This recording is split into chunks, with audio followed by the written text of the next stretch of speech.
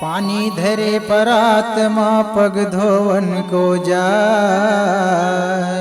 ओही मके अमृत बनाई के बाँचल भवन छिंचा।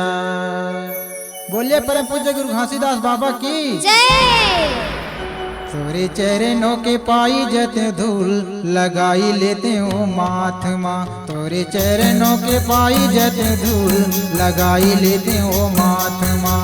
तोरे चरणों के पाए जाते धूल लगाई लेते हो माथ माँ। तोरे चरणों के पाए जाते धूल लगाई लेते हो माथ माँ। दया माया के बाबा फूल चढ़ाते हूँ, दया माया के गुरु फूल चढ़ाते हूँ, ले लेना मोला अपन साथ लगाई लेते हो माथ माँ। तोरे चरणों के पाए जाते धूल लगाई लेते हो माथ माँ। तोरे चरणों के पाए जाते धूल लगाई लेते हो माथ माँ।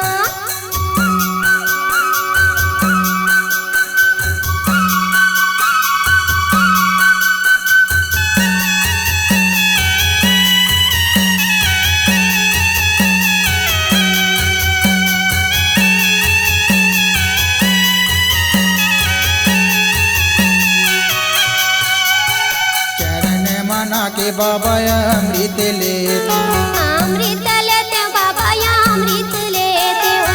अमृत लेके बाबा आसन देते, आसन देते हो बाबा या आसन देते हो।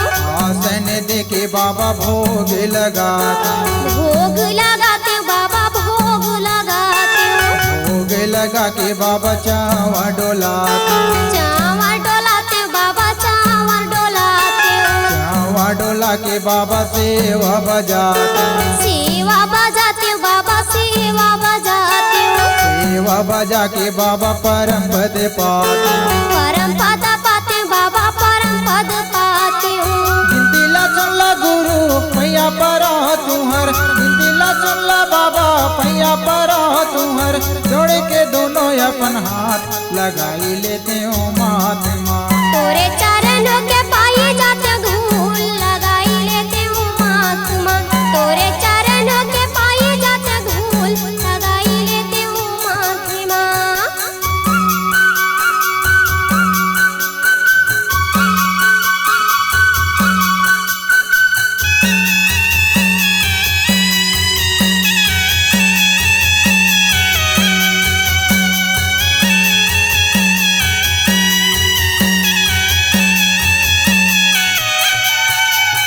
परम पद पाके बाबा पाँच नाम सुनीते, पाँच नाम सुनीते हो मैं पाँच नाम सुनीते हो। पाँच नाम सुनी के मैं हंसाला उबारीते, हंसा उबारीते मैं हंसा उबारीते हो। हंसाला उबारी के अमर लोक जाईते, हमारा लोक जाइते हो हमारा लोक जाइते हो। हमारे लोक जाई के गुरु के चरण पाईते, गुरु के चरण पाइते हो बाबा के चरण पाइते हो।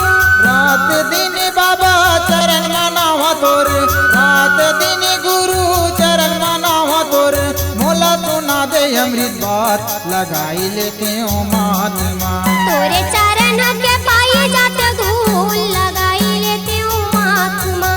तोरे चरणों के पाए जाते धूल लगाई लेते हो माथ माँ। दया माया के बाबा फूल चढ़ाते हूँ, दया माया के गुरु फूल चढ़ाते हूँ, ले लेना मोला अपन साथ लगाई लेते हो माथ माँ। तोरे